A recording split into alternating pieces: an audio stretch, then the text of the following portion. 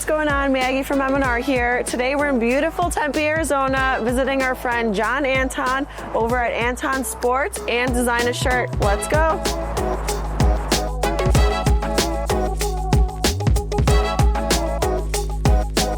Hi, Hey, John Anton. How are you? Good.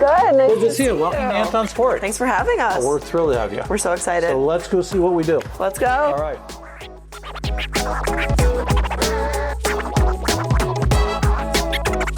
John, you are the owner and founder of Anton Sports. I am. Tell your fans a little bit about the backstory, the history, how First you of all, started. I have no fans, okay? I have a lot of fans. But next year will be 40 years. I was a waiter, and not a very good waiter, at a place here in Tempe, Arizona. I was going to Arizona State University. Got fired. Didn't know what I was going to do. Somebody had a idea for a T-shirt, one that could never be made today. It was Sparky, our mascot, breaking out of a condom, and we were playing the USC Trojans. Oh, nice. So it says Trojan Buster, and that shirt could never be made again. Do you have one in the back? No, it's hanging on the wall at my home. I'll steal it. I'll show you. I'll show you a picture of it. But I started working out of my fraternity house, and then graduated from college. My parents were quite disappointed that I said I was going to keep selling T-shirts, but it had been going so well. So I bought a small press, actually it was an M&R, and put it in my garage with a little flash dryer and did shirts for a while. And then the homeowners association said, you can't do this. The UPS truck was coming by so often. So I found our building up there, which at the time was 3,600 square feet, moved into it because I couldn't sell my house at the time. It had lost half its value because of the savings and loan crisis. So I'm dating myself quite a bit. But we just slowly grew. Now we've got a little over 25,000 square feet, and we've got 4 autos. We do our embroidery in another location. As you saw, we do our direct-to-screen, direct-to-garment here still, but we're getting into direct-to-film too. And you're killing it. High five. Thank you. All right. I see you're running the passport over here. Love the passport. How have you implemented here? Okay, so probably 20 years ago, I was at FESPA in Berlin, and I was at the M&R booth, and I was talking to a guy. I said, I would love a passport, but I can't afford them. He goes, oh my God, I've got a couple. So I ended up buying 4, sold one of them, and ended up with 3. And so it worked out really well. Paid for all of mine, okay, by selling the one, because he had a company that just said, hey, we don't know how to use them, we don't use them. Let me tell you about the passport, the greatest machine, because it never shows up late. It never calls out sick. It doesn't get Social Security. It's just the greatest machine. And if you are ever stuck and need to run an order, you don't need somebody to pull for you. Right. So there's been countless times that I just need myself and another body to come down here and run an order urgently, or somebody else, because we've got a passport. It's a secret weapon, and that's why we have them on 2 of our presses, because it just, we loved it on this one, but we don't have enough space with the dryer, or we'd have the 3rd one still going. If I had one piece of equipment that's my favorite, I think it's the passport. Passport? Just because of the value it adds and the reliability. Let me get out my money now to pay you for saying that. No, it's true. Yeah, okay. I got to tell you another secret weapon. What is it? Nicole. Okay, so we worked with M&R for years. Okay, in fact, I've owned almost exclusively M&R equipment.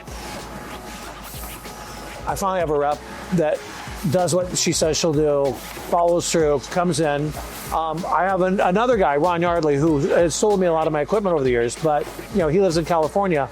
But having someone here in town and who you can call, who can come by, and who can just break through and get stuff done has been a game changer for us. And you are the reason we still are using this. So, yeah, we like you. You guys are great customers. Good. Yeah, say it again. Great customers. We appreciate all you do for us. And Matt really likes it when he calls you, you're there for him. So, Of course. yeah. Beautiful. Good. You run 4 autos, and what do you keep? 4 autos and 2 manuals. Keeping them here for? Well, the Chameleons are great because they're versatile. That one over there can do multiple colors. This one's a 6 color, but they're just so durable. They last forever. Our biggest problem is we're having trouble finding manual printers. It's just, I think it's an industry thing where you don't have as many people who know how to print manually anymore. You've invested a lot of money in your pre-press automation. Yes, How we has have. the payback been for your company?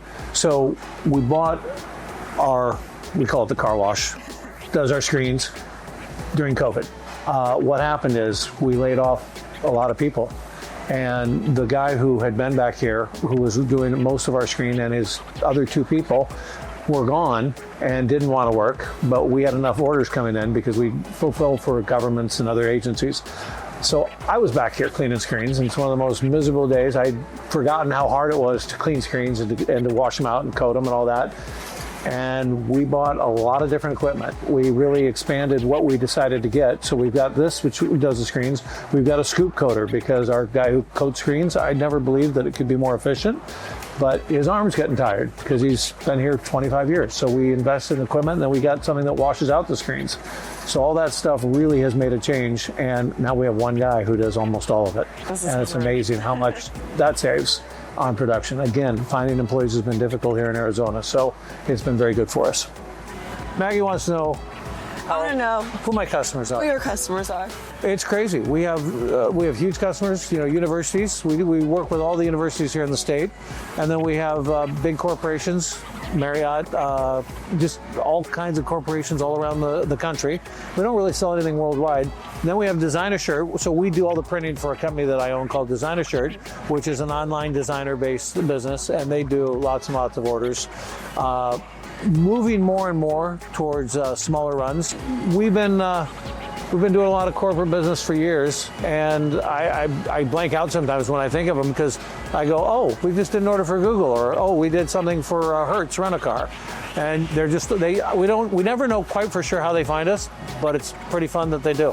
What do you think makes Anton Sports the right choice for all these customers and future customers?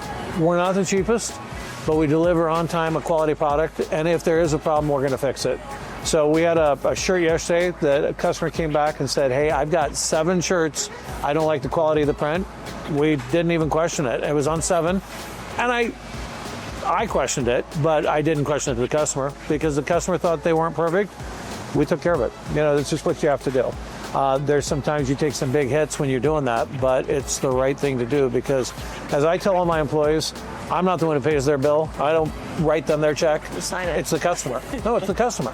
If the customer doesn't come to us, then I don't have any money to pay them. So we've got to take care of the customer because that's who pays our bills. Customer's always right? No, but we don't tell them that. All right, Matt, you are the production manager here at Anton Sports. What does a day in the life look like for you? A day in the life of Matt, the production manager, dealing with variables every day. Equipment turning on, gotta hope that it turns on in the morning, especially when the weather changes out here in Arizona. Oh yeah. Get weird issues. But a day in my life consists of prepping my printers, keeping them busy, and foreshadowing for whatever's gonna come up that week.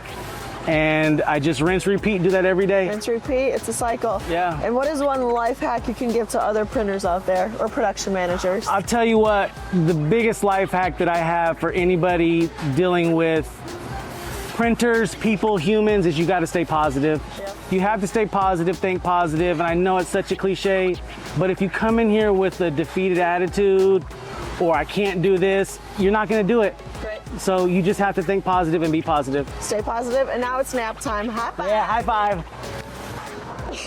All right, now that nap time's over, tell me about when you guys hire. Do you prefer to hire experienced printers, people with no experience, train them the Anton way? What is your way? So I prefer both ways. It really depends on the position I'm hiring for. If I'm hiring for a position where I need some skill to come in the door with, then I do prefer somebody with a little more experience. If I'm hiring for a position, let's say quality control, I can teach them everything they need to know right then and there. When I have a more skilled position, I would like them to come in with some sort of experience so we're not starting brand new. But at the same time, when you bring somebody in with so much experience, they have their set ways and it's hard to kind of break them like a wild horse. Yeah. So I can see both ways. It just depends on the mood of the day. Yeah, well, you heard it here, folks. Depends on the mood of the day. Well, bam, just kidding. John, thank you so much for having us here. Do you have the official Blue Crew Squeegee? Maggie, thank We're you. grateful. I gotta be honest, I'm so sick of your shit. I've got one last thing I want to show you. Okay, show me. So this is where we do some of our top secret stuff. Okay, cool. We have been working on a project that I want you to just Oh my God, look this at is that. so And yeah, cool. you're gonna love it. We'll see you tomorrow. You know what you're gonna say? No. Wait, you gotta walk back. She's just gotta take video of us walking backwards. I don't want to look as stupid as I am on You're not TV. stupid. Yeah. I mean, this is going to go viral. Yeah. You're going to be trending on Twitter in no time. Yep. The problem is I still have the attitude of an 8th grader. But I love it. Yeah. Perfect. That's great. You can have it. Okay. Perfect. Perfect. You wanna talk about the manual printers? Enough about Nicole, I'm just kidding. Oh, yeah. So, come on, baby. Don't f it up. John, I'm gonna laugh. Perfect. Perfect. Perfect. Perfect. Perfect.